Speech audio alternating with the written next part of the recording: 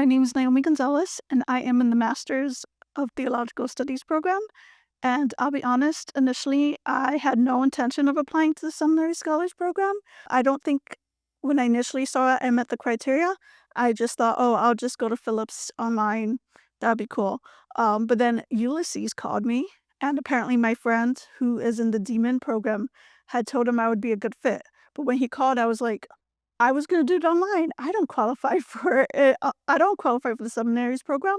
But he said, "Can I just talk to you about it?" And I said, "Sure," because it doesn't hurt to listen. So then he started describing the program more, and we had a bit of a conversation about my interests, my passions. And he said, "Well, we're updating the criteria. Would you apply?" And I said, "I'll think about it." To be honest, of course I would. I was living in a small town in Georgia with my family, and I love my family, but if you've ever had to live with a family member for a long period of time, you sometimes want your own space.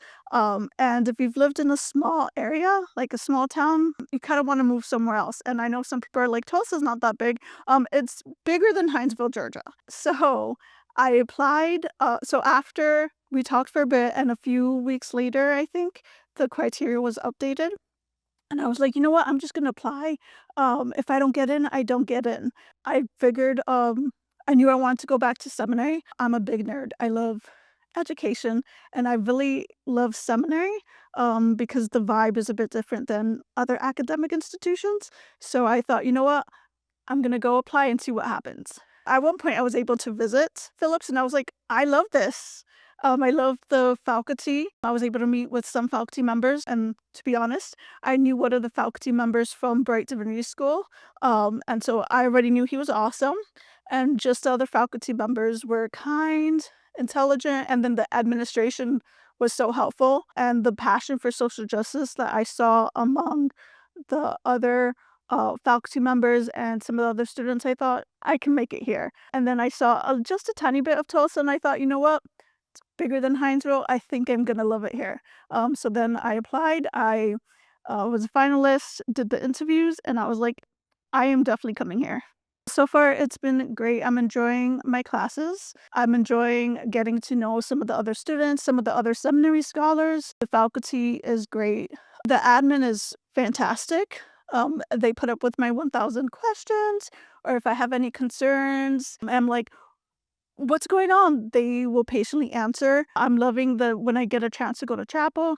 I love being able to be here. I love the community meals because free food, but also being able to talk to other students who I don't always get to see because we're so busy. I love the flexibility of Phillips, different variety of classes. I get to have some in-person classes, some Zoom classes.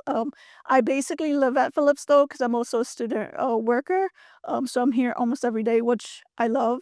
I get to harass the staff some more by being here in person. One thing I love about seminary education in general, at Phillips and my other institution, is that the professors actually care. Not to say that the professors at the other institutions didn't care, it's just that the atmosphere is a bit different. There's more competition between the students and the faculty and each other. Rigor was a bit more important than compassion, and I think Phillips does a good job of being both rigorous academically, but also actually caring about the students and not just talking about social justice. I think Phillips does a good job of being rigorous and also putting it into practice. And they're also pretty open to critique of the institution, which I think is important because academia in general can be a little thin-skinned.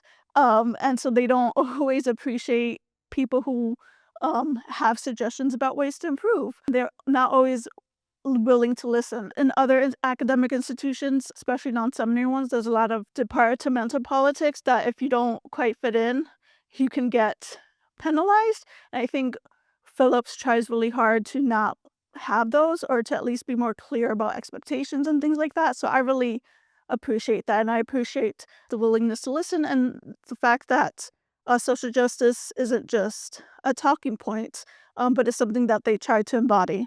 Honestly, just apply. It doesn't hurt. You get to visit, and then you get to see if it's a good fit for you. I'm specifically talking to those who are in different areas of the countries.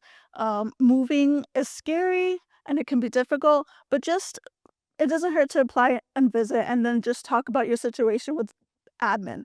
Maybe something will work out. I think just taking this first step when you apply, it's not a commitment. You don't have to sign on the dotted line and be like, yes, I give you guys however many years of my life. Just take the chance. You at least get to meet some great new people. And you get to see a bit of a different state if you're from somewhere else. It's not a commitment you have to make at the moment.